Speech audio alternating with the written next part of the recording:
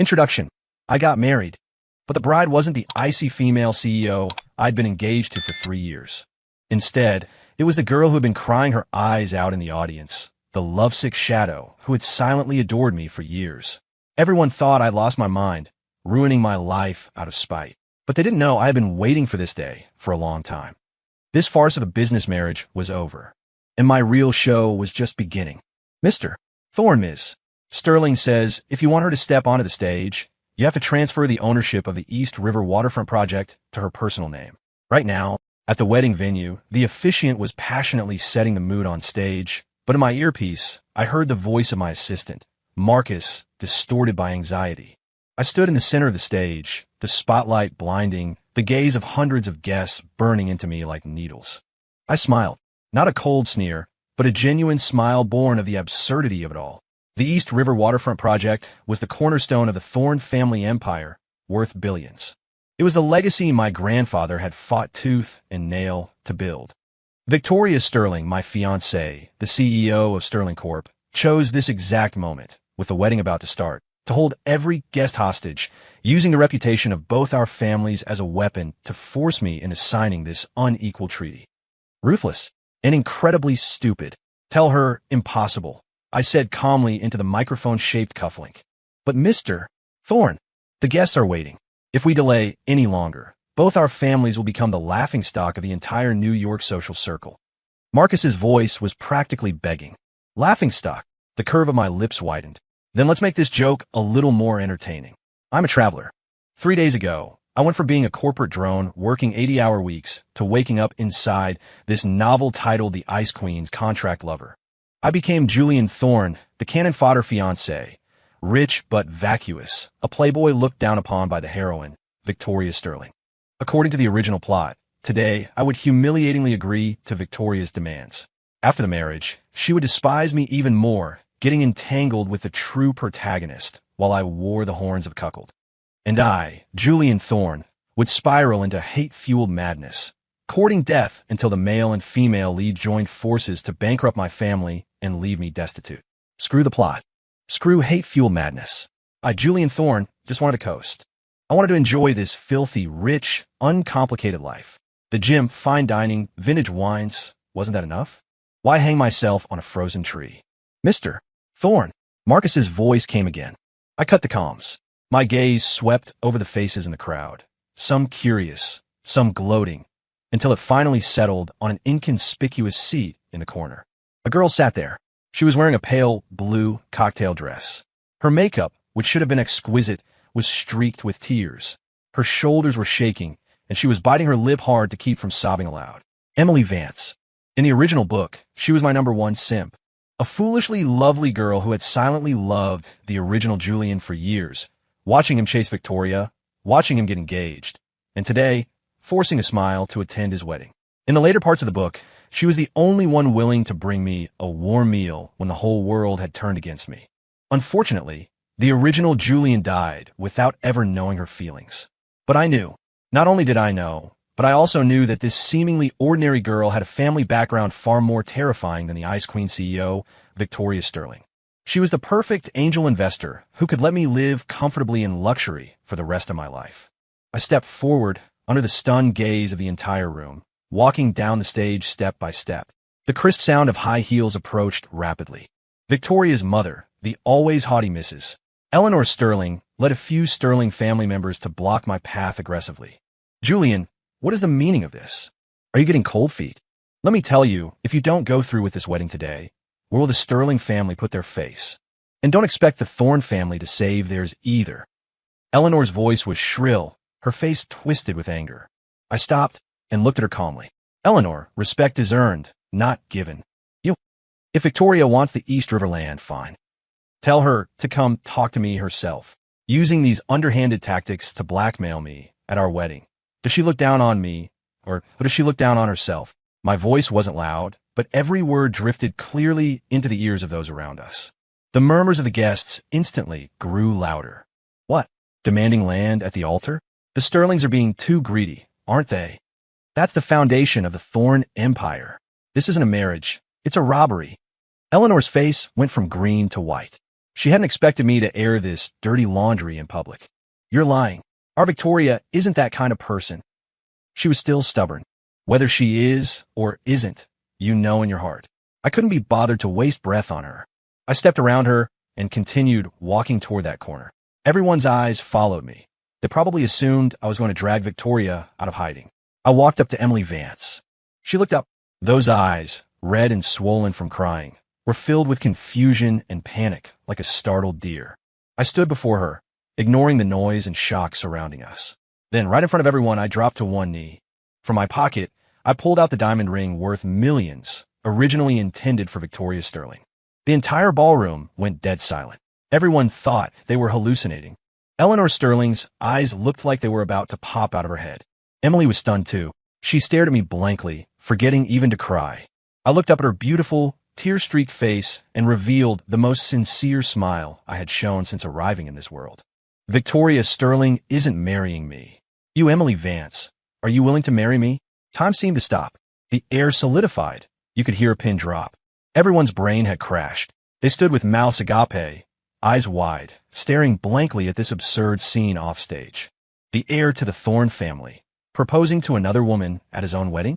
In front of hundreds of guests and the bride's family? This wasn't just madness. This was nailing a plaque that read ultimate humiliation right onto the Sterling family's face. Emily's reaction was even more raw. Her face went pale, drained of blood, her body trembling uncontrollably. She looked at me as if I were an alien. Julian, don't joke around. Today is your wedding with Victoria. Her voice was thick with tears, quiet as a mosquito. She isn't marrying me. I repeated, my tone firm, without a trace of humor. Just now, she chose to abandon our wedding for the East Riverland. I held up the ring, the diamond refracting brilliant light under the chandeliers. So, I am currently single, and I have the right to propose. I'm asking you, Emily, will you marry me? My gaze was burning, locking onto her tight. I knew this was too much of a shock for her. It was like someone trekking through a desert for years, dying of thirst, suddenly stumbling upon an oasis. She didn't dare believe it. She probably thought it was a mirage. Tears welled up in Emily's eyes again, smashing onto the back of her hand. She wanted to shake her head, to refuse this absurd proposal, but a voice in her heart was screaming frantically. Say yes. This was the scene she had dreamed of for so many years, even if it was just a joke born of his impulse. Emily opened her mouth, but couldn't make a sound. Julian Thorne, you bastard. How dare you humiliate the Sterling family like this? A scream broke the silence. Eleanor Sterling finally reacted, like an enraged lioness. She charged at me with a ferocious expression, raising her hand to slap me. I didn't even turn my head. Behind me, Marcus and 2 bodyguards immediately stepped forward, firmly restraining her. Let go of me. Julian, how has my daughter wronged you that you would treat her this way? Eleanor struggled madly, screaming hysterically. How has she wronged me? I stood up, turned around, my eyes cold. You should ask your good daughter. In her eyes, am I, Julian Thorne, worth less than a plot of dirt? You should ask her, in these 3 years, has she ever looked me in the eye once? Aside from business and profit, has she ever spoken half a sentence of personal conversation with me? And you should definitely ask her, who is the person she truly holds in her heart? With every sentence I spoke, Eleanor's face paled shade. The last sentence struck her like lightning, silencing her instantly. This, Eleanor stammered, her eyes darting away, not daring to look at me. I ignored her and turned back to Emily. Her eyes were still struggling, hesitating. I knew I needed to add more fuel to the fire. Emily, I'm not joking, and I'm not doing this out of spite. My voice became very soft, very gentle. I'm just tired. I don't want to chase an iceberg that will never melt for me anymore.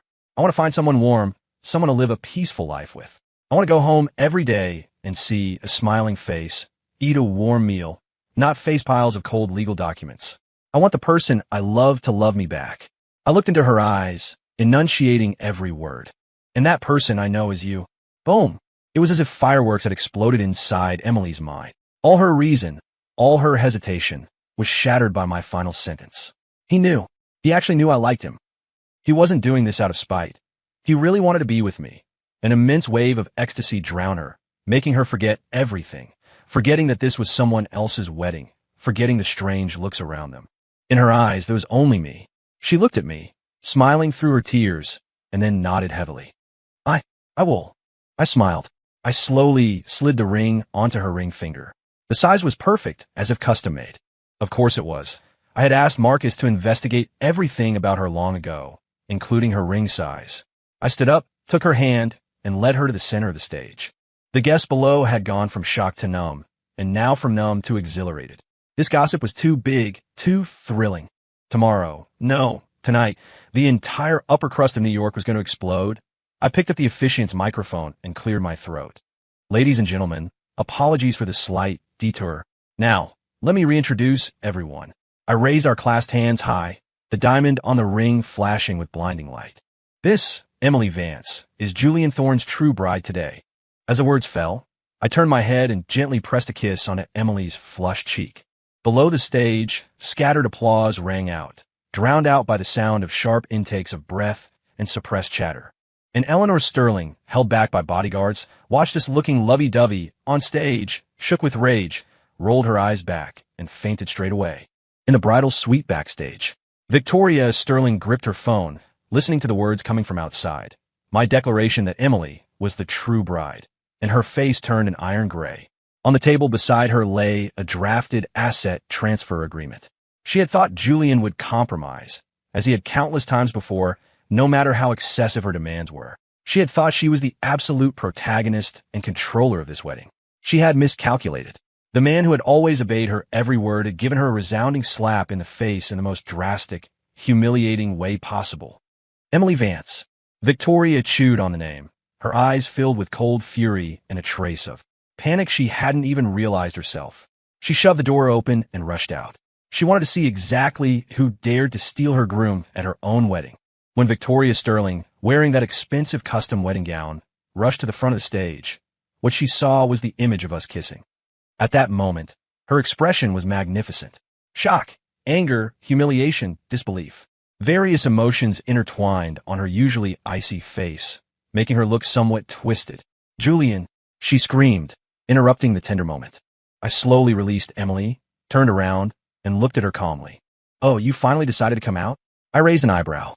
"I thought you were going to wait in the bridal suite until the end of time." I shielded Emily behind me. She clutched the corner of my jacket nervously, peeking out with half her head, looking timidly at the legendary Ice Queen CEO. Victoria's gaze scraped over Emily like a knife before landing on my face. "What is the meaning of this? Are you taking revenge on me?" Her voice trembled slightly with rage. "Revenge?" I looked as if I'd heard the world's biggest joke. "Ms. Sterling, you think too highly of yourself. I'm simply stating a fact. If you aren't willing to marry, there's always someone who is." "You." Victoria's chest heaved violently. "You're canceling the wedding for this. This low-class woman? Do you know the cost of canceling? The cooperation between our families, the Thorne stock price." "Stop." I raised a hand to cut her off. "First, Emily is now my wife. Please show some respect. Second, I didn't cancel the wedding. The person who canceled was you. You chose to refuse to take the stage for a piece of land.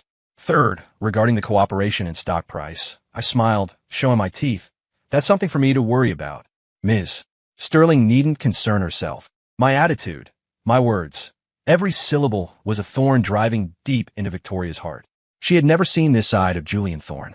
The old Julian always carried a hint of fawning, a touch of caution, wagging his tail like a big dog no matter how cold she was.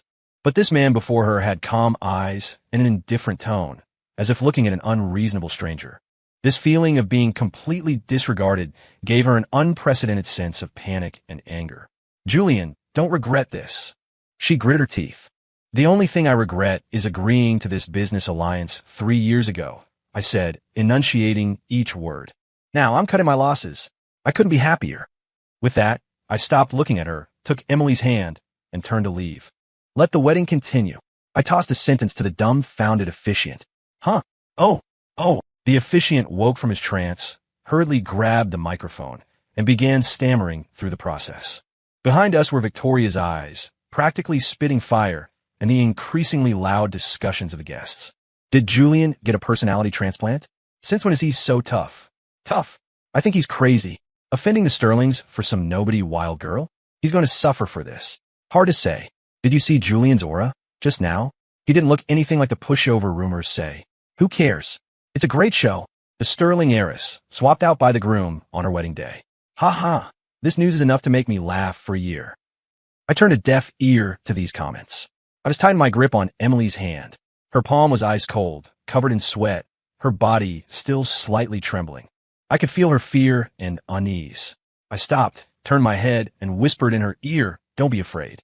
How about this?" Warm breath brushed against her ear, and Emily's face flushed red instantly, the color spreading all the way to her neck.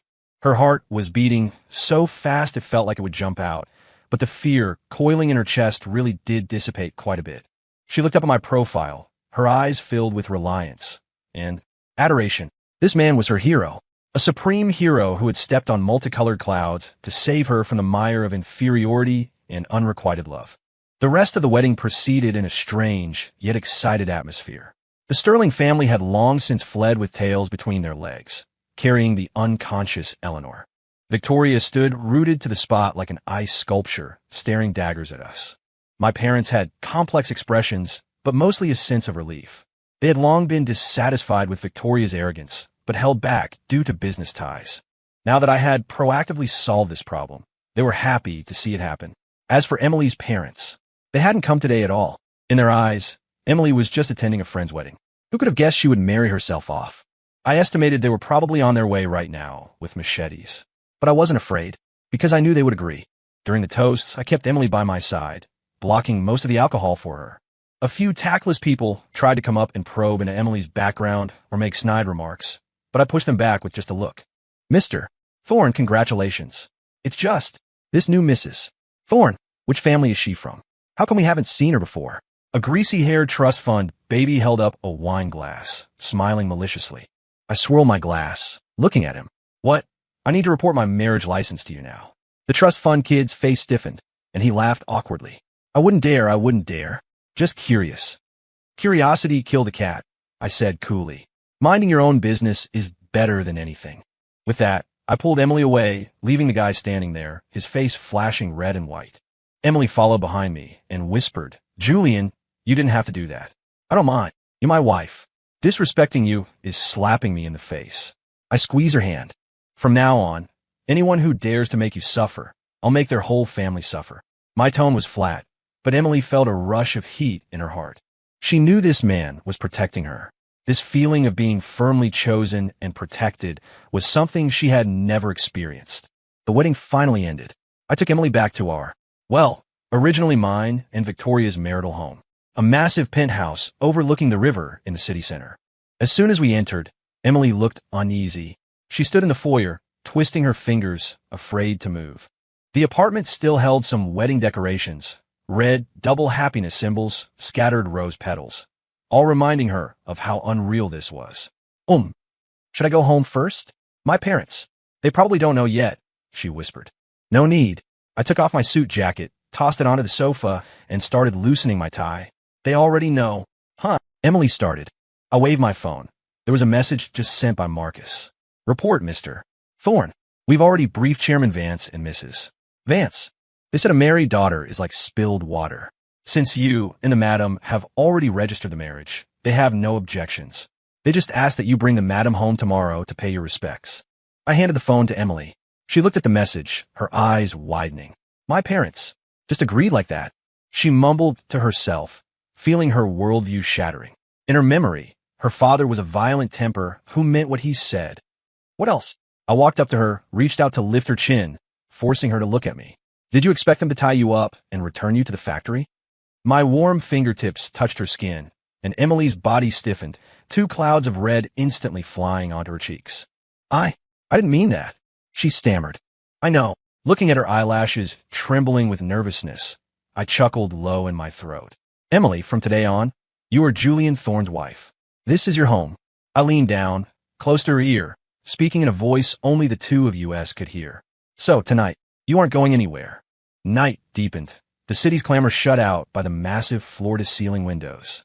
The room was filled only with the sound of our slightly rushed breathing. Emily was as tense as a quail placed on a grill, stiff all over, not knowing where to put her hands. Watching her innocent and cute appearance, a bit of mischief rose in my heart. I didn't rush to do anything. Instead, I turned into the kitchen and took out a bottle of Moscato and two exquisite glasses from the fridge. "Drink a little?" I held up the bottle and shook it at her. I'm not very good at drinking, Emily whispered a refusal. It's okay. This is low alcohol content. It's sweet. Just treat it like juice. I poured 2 glasses on my own accord and handed one to her. The amber liquid swirled gently in the glass, emitting a sweet, fruity aroma. Emily hesitated for a moment, but took it. We sat on the sofa, silent for a while. The atmosphere was a bit subtle. Today. Thank you. Emily finally spoke first. Thank you for what? I took a sip of the wine. Sweet, but not cloying, smooth texture. Thank you for choosing me. When she said this, her voice was very soft, like a feather, carrying a trace of uncertainty. I put down the glass, turned my head, and looked at her seriously. Emily, I'll say it again. I wasn't acting out of spite, nor was it charity. I chose you because you are worth it. Why? She summoned her courage to ask the biggest doubt in her heart. I'm not as beautiful as Victoria, nor as capable. Beautiful? I scoffed. That face of hers is as cold as a morgue slab. What's good about it? As for capability, a woman who needs to blackmail her fiancé at a wedding to get ahead. No matter how capable, her character is worrisome. I reached out, gently stroking her cheek. Her skin was fine and smooth, feeling excellent to the touch. You are 10,000 times better than her. You are kind, warm, and willing to give silently for the person you like without asking for anything in return. You would secretly slip me a piece of candy when everyone else was mocking me. You would send anonymous text messages to encourage me when I was down. Did you think I didn't know who put that carton of warm milk in my desk every morning for 3 years in high school? With every sentence I spoke, Emily's eyes widened a fraction. Her small mouth parted slightly, too shocked to speak. Those secrets she thought she had buried deep in her heart. Acts she thought were done without anyone knowing. He knew them all. You knew. Her voice was trembling. I knew. I withdrew my hand, picked up my glass, and drained it. The old Julian was a bastard. He couldn't see your worth. But now, I looked at her, my gaze profound. I'm not him. Emily was completely stunned. She didn't understand what I meant by the last sentence, but she could clearly feel that the man before her was truly different from the boy in her memories who always chased someone else's shadow. He was mature, powerful, gentle, and carried a hint of mystery that was hard to fathom. More importantly, he saw all her good qualities. A massive, warm current enveloped her, turning the grievances and bitterness accumulated over the years into sweetness in this instant. Her eyes reddened again, but this time it wasn't from sadness. She mimicked my action, picking up the glass and draining the wine in one gulp. The liquid, spicy yet sweet, slid down her throat, instantly dyeing her cheeks a crimson red. I will be good to you in the future. She looked at me, her eyes incredibly firm, as if taking an oath. I know. I smiled and poured her another glass. That night, we talked a lot. We talked about the high school we both attended, about those blurred memories of youth. Catalyzed by alcohol, Emily gradually talked more. She dropped all her defenses and restraint, revealing a charmingly naive side, like a little girl. She would bury her head in a pillow out of shame when I mentioned her embarrassing moment from back then, and she would giggle foolishly when recalling a sweet instant. I listened quietly, chiming in occasionally, refilling her glass. I discovered this girl was even more interesting than I imagined. She could paint and had won national awards. She could bake all kinds of desserts. She said it was because she heard I like sweets. She also loved small animals. Her phone was full of photos of stray cats and dogs. She was like a treasure chest. The more you dug, the more surprises you found. Meanwhile, the Sterling and Thorne families had completely exploded. My phone was blowing up. My dad, my mom, my grandfather, and various people from the Sterling family bombarded me in turns. Annoyed, I put it directly into airplane mode. Even if the sky fell, it could wait until I woke up. On the internet, news about Thorne-Sterling marriage mutation, groom swaps bride on the spot, had surged to the #1 trending topic. Various scene videos and photos were flying everywhere. The comment section was even more spectacular. Holy crap. Drama of the year. Rich kid gets married. Bride isn't the original, it's the mistress. Oh wait, it's the simp taking the throne. Don't talk nonsense upstairs. Didn't you watch the video? That Victoria Sterling raised the price at the last minute, demanding land worth billions. Her greed was too ugly. Exactly. Julian played this beautifully, cutting losses when necessary, not taking that crap. I'm a fan now. That new bride is so pretty. Crying like a pear blossom bathed in rain. I feel sorry just looking at her. Has anyone dug it up? Who is the bride? Soon insiders jumped out. Emily Vance, our high school beauty queen. She's super nice, just a bit introverted. She's like Julian for years. Our whole school knew. Right, I remember too. Back when Julian was chasing Victoria, Emily would follow behind like a little tail. It was heartbreaking to watch. So this is the spare tire strikes back. Unrequited love comes true. Damn, why is this kind of sweet? The direction of public opinion underwent an astonishing reversal in just a few hours. The scum man, Julian, and homewrecker Emily, who should have been condemned by thousands, turned into warriors resisting oppression and a devoted heroine seeing the moonlight through the clouds. And the aloof Ice Queen CEO Victoria Sterling became a gold digger who was insatiable and got what she deserved. Under the hashtag pity Victoria Sterling, the comments were universally mocking. Pity what?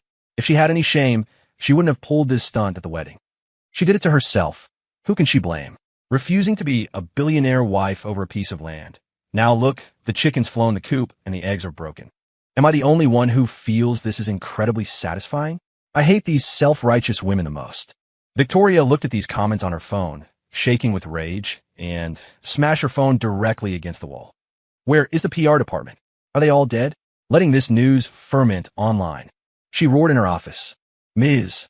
Sterling, we tried our best, but the other side's PR team is too powerful. Our posts get deleted as soon as they go up, and the bot accounts were all banned. The PR manager answered tremblingly. The other side? Victoria's eyes sharpened. Julian, since when did that useless playboy have such a formidable PR team? Check. Investigate for me. I want to see who is helping him from behind the shadows. I naturally didn't know about Victoria's meltdown. At this moment, I was facing a sweet trouble. Emily was drunk. The Moscato had a kick, and she couldn't hold her liquor well. After a few glasses, she was completely dizzy. She leaned against me softly like a boneless cat, mumbling words. Julian, my husband, ups, let me touch. As she spoke, her restless little hand began to grope my stomach through my shirt. My body stiffened, and a heat instantly surged to my lower abdomen. Damn it, who could withstand this? I grabbed her wandering hand, my voice a bit hoarse. Don't move around. No. I want to touch. She was relentless, even trying to nuzzle her head against me. I took a deep breath, telling myself to stay calm. This is a mainstream novel. We can't write explicit scenes. I scooped her up by the waist. She was light. I could pick her up with one arm. Wow, I'm flying. She giggled in my arms, wrapping her arms tightly around my neck. I carried her into the master bedroom and gently placed her on that oversized wedding bed. Rose petals were still scattered on the sheets, contrasting with her flushed cheeks, breathtakingly beautiful. I tucked her in, preparing to sleep in the guest room. Just as I turned, the corner of my clothes was tugged. I looked back to see Emily staring at me with big, watery eyes, looking pitiful. Where? Where are you going? I'm going to the guest room to sleep. No. She shook her head, her eyes reddening again. Do you despise me? No. I felt somewhat helpless. Then why won't you sleep with me? We are already husband and wife. When she said this, her voice got smaller and smaller until it was almost inaudible. Looking at her like this, I sighed in my heart. Fina, I'm a grown man. Am I afraid of her? I lay down on the other side of the bed, separated by a distinct boundary line. Sleep, I said. MHM. She responded obediently and closed her eyes. The room returned to silence. I thought she had fallen asleep. Just as I was about to relax, a soft body rolled over, wrapping around me like an octopus. Her face buried into my chest, warm breath spraying on my skin. Julian, she called my name like she was talking in her sleep. I like you so much. My heart skipped a beat violently. The next day, I woke up to the sound of a ringtone. Sunlight spilled in through the floor-to-ceiling window, warm and bright. I moved my body, feeling numbness in my arm. Looking down, Emily was hanging onto me like a koala, her head resting on my arm, sleeping soundly. Her eyelashes were long, like two small fans, trembling slightly with her breath. Asleep, she had shed her daytime shyness and restraint, adding a touch of defenseless reliance. The phone was still ringing tirelessly. Afraid of waking her, I carefully extracted my arm, picked up the phone, and looked. It was my mom. I tiptoed to the balcony and answered the call. You brat, you finally know to answer the phone. My mom's full-throated roar came from the other end. Mom, keep it down. Emily is still sleeping. I lowered my voice. Oh, you know how to care for your wife now. My mom's tone softened, but still carried a hint of dissatisfaction. What happened with you yesterday? Such a big thing, and you didn't discuss it with us. Sudden situation, no time, I said concisely. No time? I think you planned this long ago. Mom huffed. Your dad and I saw it. When you proposed, you were so practiced, and the ring size was perfect. I touched my nose, saying nothing. A mother knows her son. All right, what's done is done. You're dad, and I can't be bothered to lecture you. Mom changed the subject. We never liked that Victoria Sterling anyway. Walking around with a stinking face all day like everyone owed her $8 million. It's good you switched. Saves you from suffering later. As for that child, Emily, we've met her a few times. She's a good kid, well-behaved and sensible. Since you married her, treat her well from now on. No more fooling around like before. Hear me? I know, Mom. Remember to bring Emily home for dinner today. Let your grandfather see her too. The old man was so angry yesterday, he almost ate his blood pressure meds like rice. You coax him properly. Okay. Hanging up the phone, I breathed a sigh of relief. The family side was handled. I returned to the room. Emily was awake, sitting on the bed hugging the quilt in a daze. Seeing me enter, her face flushed red instantly. Morning, I greeted her with a smile. Morning. Her voice was thin as a mosquito's buzz. The brave words and groping hands from her drunken state last night were playing on loop in her mind like a slideshow. She wished she could find a crack in the floor to crawl into. I didn't do anything weird last night, did I? She asked carefully, clinging to a shred of hope. I walked to the bedside, leaned down, got close to her face, and curled my lips into a wicked smile. What do you think? I pointed to my lips. There was a faint tooth mark. This and this. I pointed to my neck where there were a few ambiguous red marks. Are all your masterpieces? Emily's face was red enough to bleed. She shrieked, pulled the quilt over her head, and rolled around on the bed. I can't face anyone. I can't face anyone. Watching her like this, I couldn't help laughing out loud. This girl was just too cute. When I laughed enough, I dug her out of the quilt. All right, not teasing you anymore. I ruffled her hair. Get up and wash. My mom wants us home for dinner. Huh? Meeting the parents? Emily's nervousness returned instantly. The ugly daughter-in-law has to meet the in-laws eventually, let alone you're so pretty. I scrape her nose. Relax, my parents both like you very much. Under my comfort, Emily got out of bed, half believing. In the walk-in closet, half was Victoria's clothes, the other half empty. I had Marcus contact luxury stores directly, sending over all the new arrivals of the season in Emily's size. Watching rows of clothes and bags being brought in, Emily was dumbfounded. Isn't this too much? Not much. My wife's closet must be full. I grabbed a white Chanel-style dress and handed it to her. Change into this. Let me see. Emily obediently changed. When she walked out of the fitting room, my eyes lit up.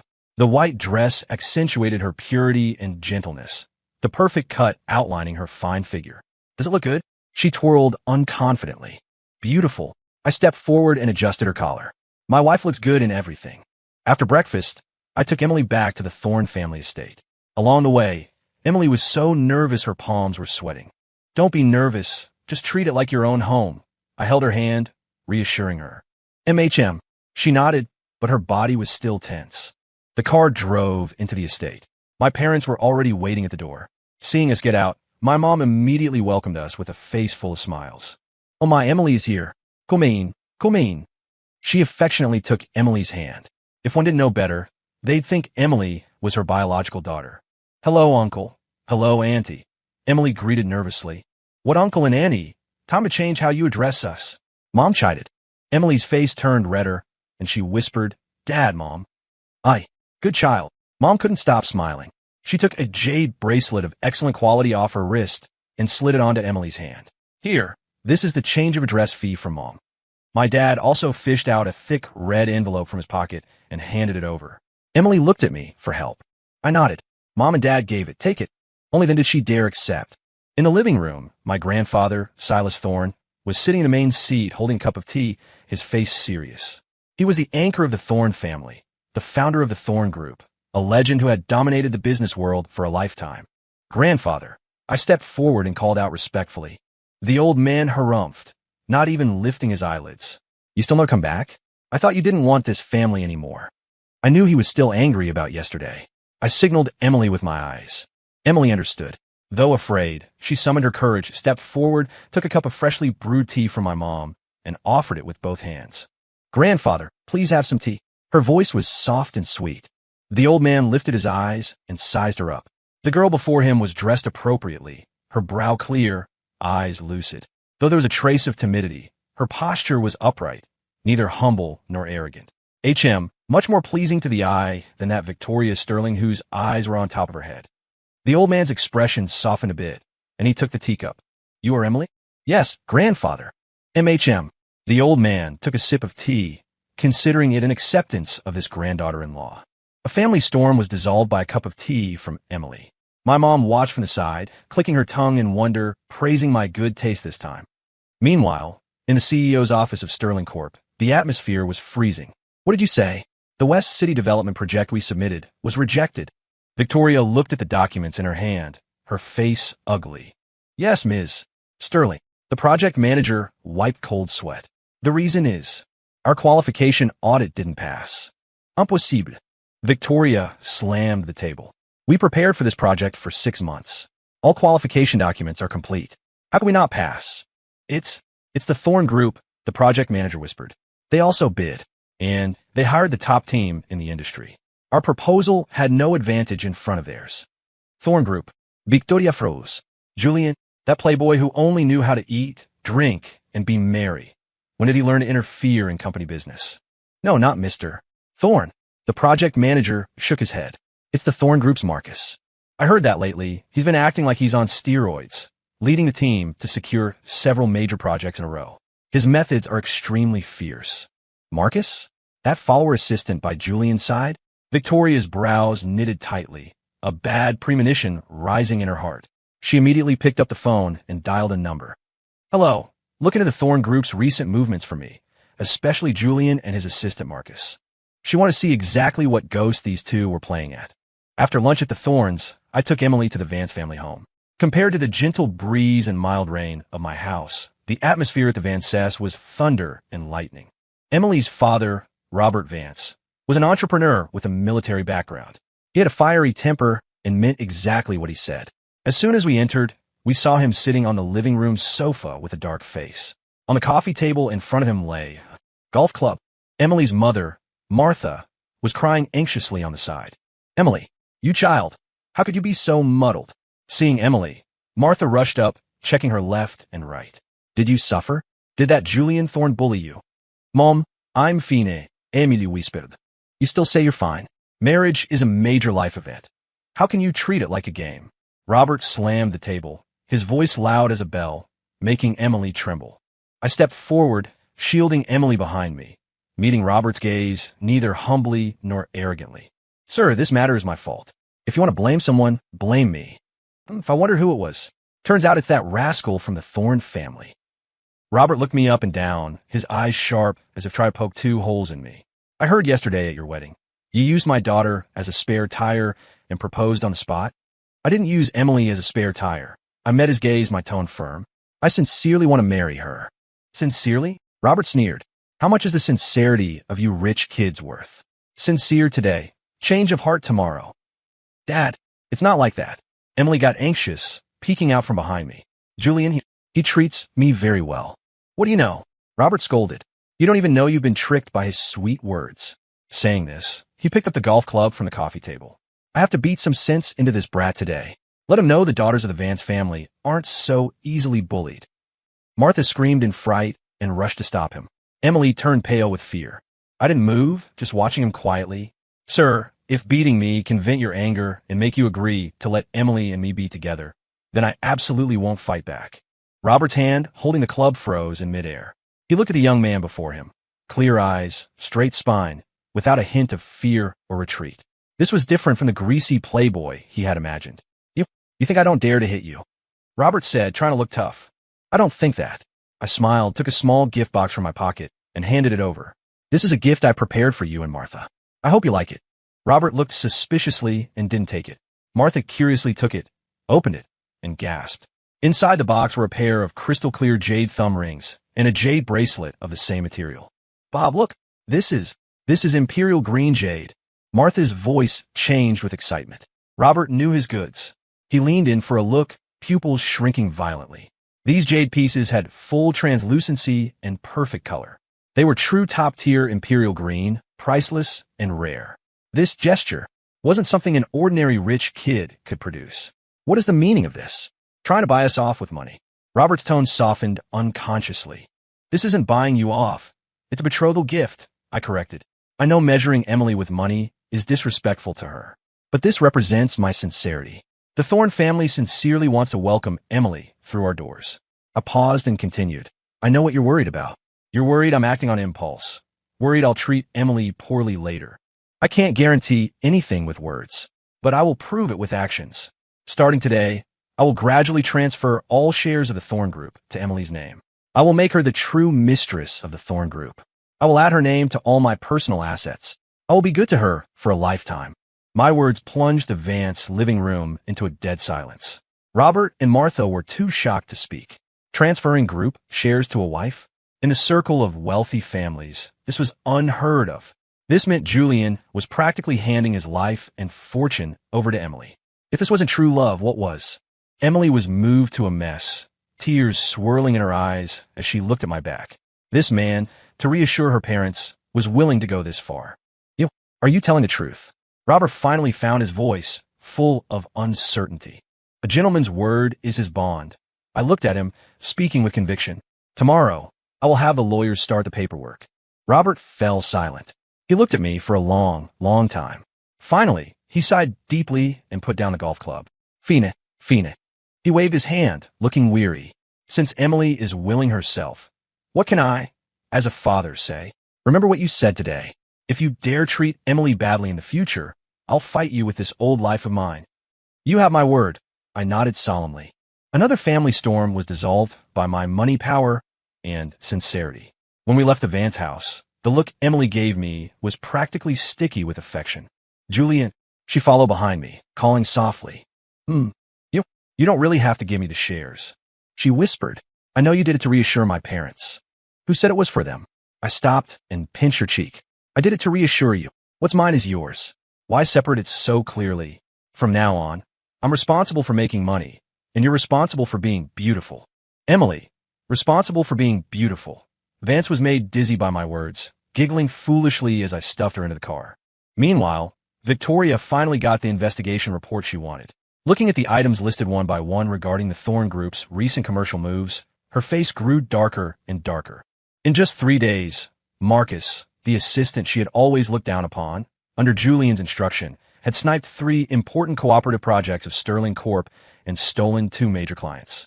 The methods were fast, accurate, and ruthless, every strike hitting Sterling Corp's weak points. How could these be decisions made by a useless playboy? This was clearly a commercial genius strategizing from behind the scenes. Julian, who exactly are you?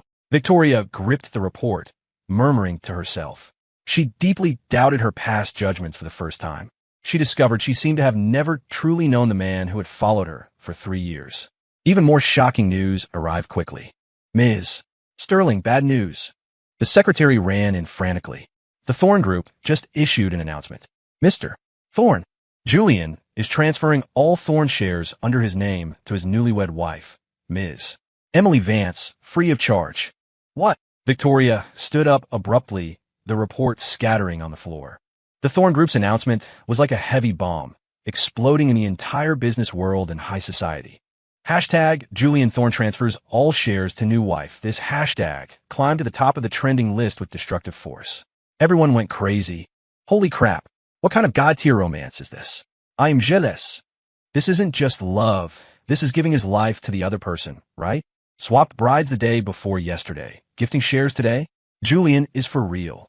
Boo-hoo. Did that girl named Emily save the galaxy in her past life? I want someone to love me like this too. At Victoria Sterling, come out and look. This is the man you didn't want. Lost a multi-billion-dollar empire for a piece of land worth peanuts in comparison. Regret it yet? Online, the evaluation of me had shifted from well done to peerless good man, and Emily became the most envied woman on the internet. Victoria's name was dragged out for public execution again. Ridicule, sarcasm, pity. Voices of all kinds rang out incessantly. Victoria looked at her phone, her face pale. Of course she regretted it. She regretted it until her insides turned green. She had always thought Julian couldn't leave her, that the Thornes needed the Sterling's cooperation. That was why she dared to be so fearless. But now, reality gave her a resounding slap.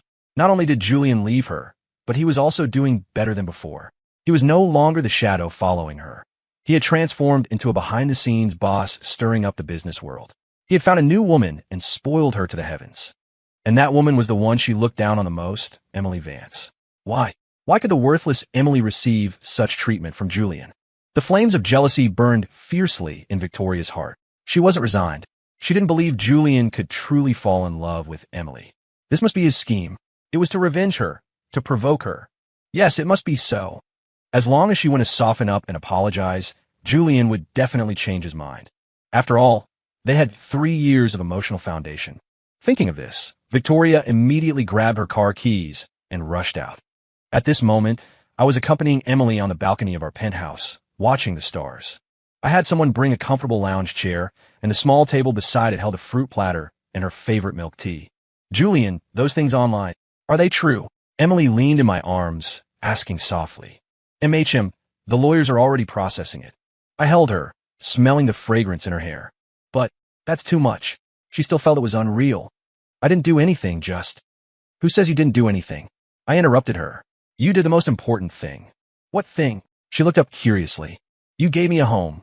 I lowered my head and kissed her forehead. Emily's heart was instantly filled with sweetness. She spoke no more, just hugged me tighter. Just then my phone rang. It was an unknown number. I didn't want to answer, but it kept ringing, threatening to ring until the end of time if I didn't pick up. I answered helplessly. Hello. Julian, it's me. From the other end came a familiar, icy voice. Victoria. I frowned. What is it? I'm downstairs at your apartment. I want to see you. Her voice carried a trace of imperceptible weakness. We have nothing to see each other about. I refused directly. Julian, don't be like this. Victoria's tone became urgent. I know you're still angry with me. What happened at the wedding was wrong of me. I apologize to you. I was just misled by my mother and my uncle. I was confused for a moment. Oh, I responded flatly. You gave the shares to Emily just to spite me, right? She continued on her own. I know you still have me in your heart. You just want to use this method to make me regret, to make me turn back. I almost laughed out of anger at her logic. Who gave this woman such confidence? Ms. Sterling, let me say this once more. Everything I do is only for my wife, Emily. It has not a dime to do with you. Stop flattering yourself. With that, I hung up directly and blocked the number. Emily had been listening quietly, not interrupting. Only after I hung up did she ask softly, Is it Victoria? MHM. Did she misunderstand something? Ignore her. I tossed the phone aside and pinched her cheek. An irrelevant person isn't worth wasting our time. Now let's do something meaningful. What thing? Emily blinked. I leaned down to her ear and whispered a few words. Emily's face exploded red instantly. She punched me lightly, whining, You're so bad. Downstairs, Victoria froze listening to the disconnect tone on her phone. He hung up on her. He blocked her. How dare he?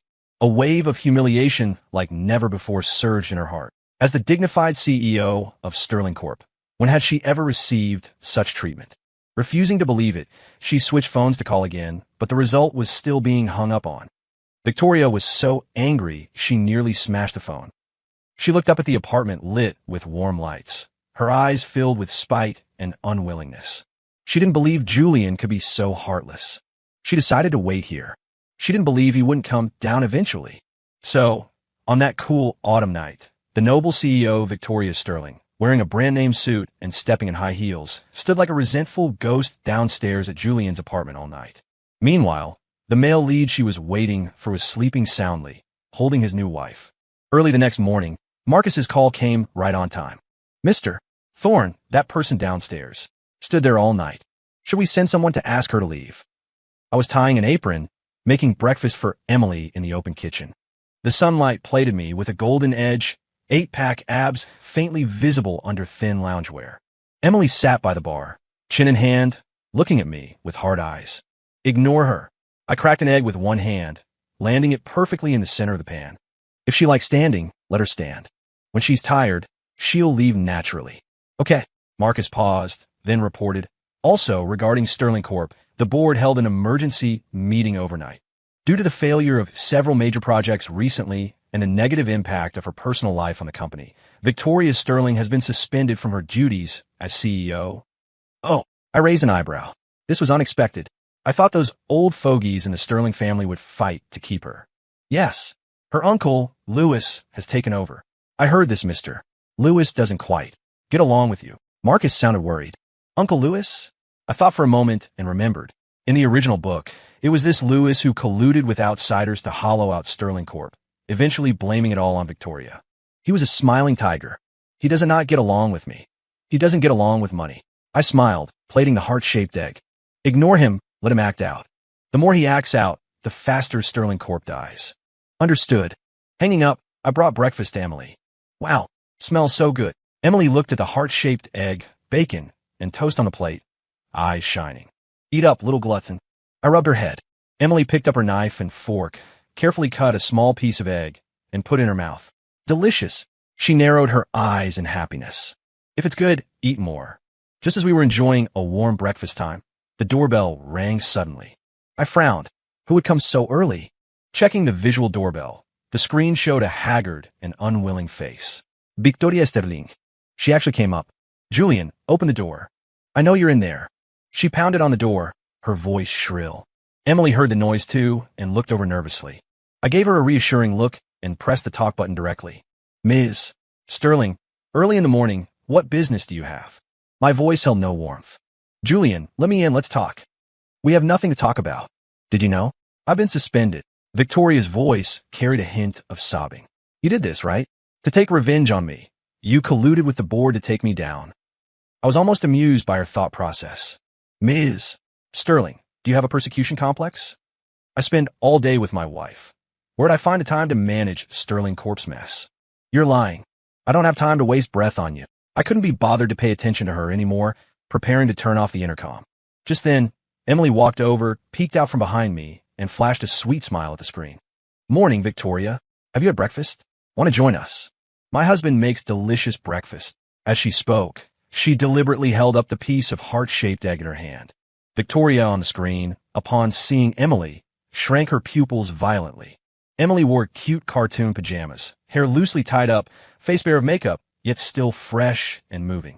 That appearance was clearly the mistress of this home. And herself, having blown in the cold wind downstairs all night, makeup ruined, hair messy, looking pathetic as a beggar.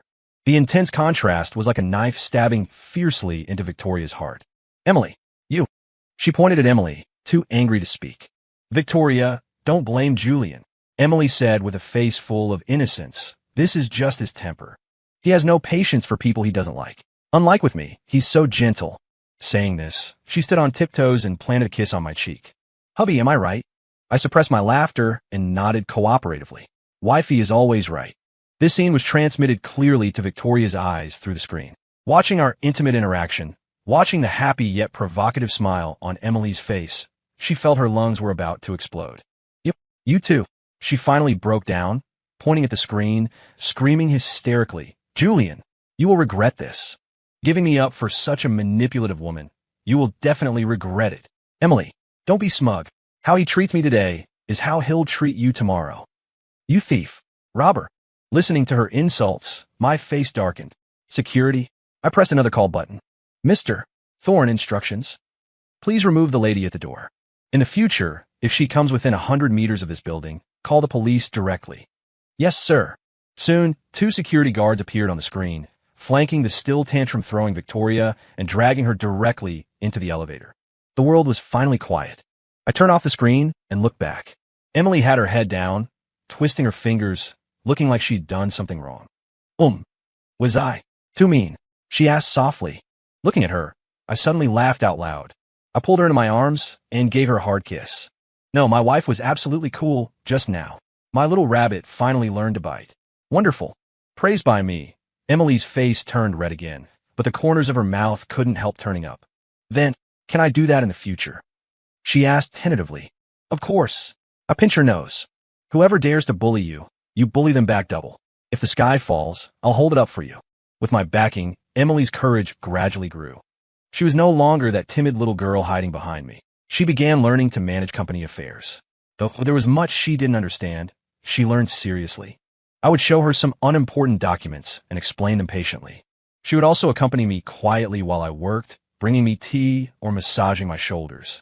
Our life was sweet as honey. During this time, I took her abroad to make up for a honeymoon.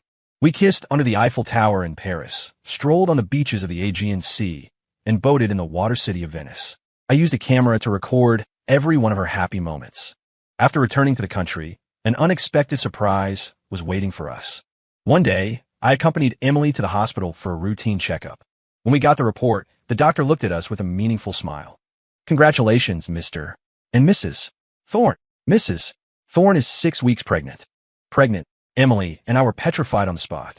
We looked at each other, seeing the same shock and ecstasy in each other's eyes. I'm going to be a father. I felt my voice floating. I'm going to be a mother. Emily covered her mouth, tears surging instantly. The doctor smiled and nodded. Yes, the baby is very healthy. However, pay attention to rest in the early stages. Don't get too tired. Walking out of the hospital, we were both still a bit dizzy. I supported Emily carefully, terrified she might bump into something. My nervous appearance drew side eyes from passers-by. Getting into the car, my first act was calling Marcus. Marcus! My voice was loud with excitement. Mr. Thorne, I'm here. Immediately. Right now. Contact the world's best obstetrics experts, nutritionists, and nannies. Form a team. On call 24 hours. Also, wrap up anything with sharp corners in the house. Change the carpets to the softest ones. Air purifiers, humidifiers, replace them all with top-of-the-line models. Additionally, go buy me 10,000 parenting books. From pregnancy to college, I want them all. I fired off a dozen orders in a row, speaking as fast as a rapper. Marcus on the other end was dumbfounded. Mr. Thorne, does this mean the madam is expecting? Duh, I yelled, then couldn't help laughing again. I'm going to be a dad. Ha ha ha. My laughter transmitted through the phone to the entire executive office of the Thorne Group. Everyone heard their usually aloof assistant Marcus muttering in a sleepwalking tone, "Oh God." Mr. Thorne laughed. The news spread through both our families quickly. My mom and mother-in-law charged over that very day, flanking Emily like she was a national treasure. My dad and father-in-law, though still maintaining a facade, couldn't hide the joy in their upturned lips. My grandfather was even more direct, announcing on the spot he would gift a historic courtyard house to the great-grandchild about to be born. Julian Thorne completely fell out of favor. Before, I was the family treasure. Now, the little bean in Emily's belly was. My daily task was cooking delicious food for Emily in various ways. Emily didn't have much morning sickness, but her taste became very picky. Sour today, spicy tomorrow. Once at 3 a.m., she shook me awake saying she wanted cheesecake from a specific famous bakery downtown. Without a word, I dressed and went out. When I returned with the cheesecake, she was already asleep. Watching her sweet, sleeping face, I had no temper at all, just a heart full of softness. I put the cake in the fridge for when she woke up. These days, though busy, were filled with happiness. Just as our whole family was immersed in joy, something happened at Sterling Corp. Uncle Lewis, who replaced Victoria, was an incompetent dreamer. After taking office, eager to prove himself, he blindly invested in several high-risk projects, losing everything. He also embezzled, secretly transferring company funds to his overseas accounts. In just a few months, the once glorious Sterling Corp was turned into a smoky mess by him, debt-ridden. The board finally realized something was wrong, but it was too late. Uncle Lewis took the money and ran, leaving behind a mess and massive debt. Banks came knocking, suppliers blocked the door, employees panicked. Sterling Corp was on the verge of bankruptcy overnight. Victoria's father suffered a stroke from anger and was hospitalized. The Sterling family's sky had collapsed. At this time, everyone remembered the Victoria they had ousted. The board, even her father, hoped she could return to turn the tide and save the company. But the current Sterling Corp was a bottomless pit. Whoever returned would die. Victoria locked herself in her room for 3 days and 3 nights. She looked out the window, eyes empty. She thought of Julian, thought of the man who used to follow her, his heart and eyes full of her. If she hadn't done that back then, if she had married him, then now, facing all this, it wouldn't be her alone. Julian would definitely help her. With his ability, saving a small Sterling Corp would be effortless. But there were no ifs. It was her own hands that pushed away the man who could have sheltered her from the wind and rain. It was her own hands that destroyed everything. Regret gnawed at her heart like a viper. Just when she was in total despair, an unexpected person found her. Emily. In a coffee shop, Emily sat opposite Victoria, quietly stirring the coffee in her cup. She wore a loose maternity dress, her lower abdomen slightly raised, her face carrying the gentle glow of motherhood. Compared to her, Victoria opposite was haggard, eyes dim, like a flower that had lost all water and was about to wither. "What are you here for?" Victoria spoke first, voice hoarse. "To see a joke? I'm not that bored." Emily put down the spoon, looked up, and watched her calmly. Then to show off? Show off how well you're doing? Show off that you stole everything of mine. Victoria's tone was full of sharp sarcasm. Emily didn't get angry, just smiled faintly. Victoria, you're wrong. I never stole anything of yours. Julian isn't an object. He is a living person with his own thoughts and feelings.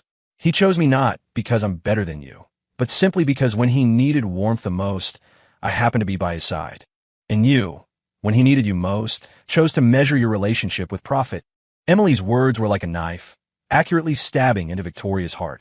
Victoria's face paled further. She opened her mouth, but was powerless to refute. I know about Sterling Corp's situation. Emily took a document from her bag and pushed it across. What is this? Victoria looked at her warily. An acquisition proposal, Emily said. The Thorn Group is prepared to fully acquire Sterling Corp and help you solve all debt problems. Victoria's pupils shrank violently. She picked up the document and flipped through it quickly. The terms were so generous, she didn't dare believe it. Not only was the Thorn Group willing to assume all debts, but they were also willing to retain the brand and most employees and even willing to let her continue as CEO. This wasn't an acquisition. This was clearly charity. What? Victoria looked up, staring at Emily with complex eyes. Why would Julian do this? Doesn't he hate me? He doesn't hate you. Emily shook her head. He's just disappointed in you. As for why he's helping you, Emily paused, reached out, and gently stroked her own belly. Because I don't want my child to hear any negative comments about his father in the future. I don't want people saying his father left his former fiancée to die, that he was ruthless. Julian is a good man, and I want everyone to know that. Emily's words left Victoria completely stunned. She looked at this gentle-faced girl before her, feeling a mix of emotions. She had always thought Emily was a manipulative schemer, but now she realized Emily was truly kind.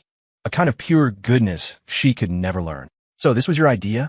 Victoria's voice trembled. It was our idea, Emily corrected. I just suggested it. He made the final decision. Victoria's eyes reddened.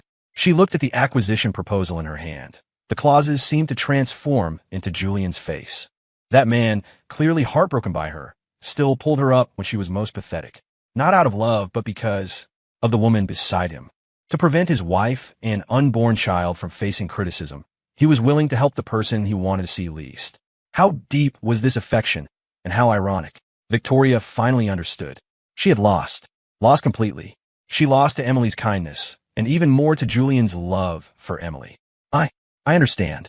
She lowered her head, her voice thick with nasal tones. Tell him. Thank you for me. And I am sorry. This belated apology was finally spoken. But Victoria knew it was all too late. Months later, Emily successfully gave birth to a baby boy. The little guy looked healthy and strong, perfectly inheriting all the merits of Emily and me. I named him Leo Thorn. May he be brave and happy all his life. I completely devolved into a doting dad. My greatest daily joy was holding my son, changing diapers, feeding him, and singing lullabies. As for company matters, I became totally hands-off. Marcus and the elite team he led managed the Thorn Group in perfect order, market value hitting new highs repeatedly. The hashtag Julian Thorn didn't get up today became the barometer for our company's stock price. As long as this tag trended, stockholders knew the Thorn Group was well and could buy with confidence. Sterling Corp, after being acquired, also gradually walked out of its predicament. Victoria changed a lot. She was no longer the iceberg pushing people away. She became steady and introverted. She poured all her energy into work and never had any scandals again. Sometimes she would see our family of 3 walking in the park from afar. I holding Leo, Emily holding my arm, sunlight spilling on us, warm and blinding. She would watch quietly for a while, then turn and leave lonely. She knew that happiness had nothing to do with her anymore. She had lost the most beautiful thing in her life with her own hands. And I finally lived the lying flat life I dreamed of. I had a lovely wife, a cute son, endless money, and a group of capable subordinates. I felt I might be the happiest transmigrator in the world. On a sunny afternoon, I held Leo, basking in the sun on the balcony. Emily leaned beside me, reading me the news. Hubby, look, the internet is talking about you again. Saying what? Saying you are the last deep affection of the 21st century, model of male virtue, the ceiling of doting husbands. Listening to these titles, I couldn't help laughing. I wasn't some deep lover. I just met the right person at the right time. I lowered my head, kissed the little guy in my arms, then turned my head to kiss the lover beside me. Wifey. Thank you. Thank you for appearing in my life, giving meaning to my boring, aimless life. Story complete.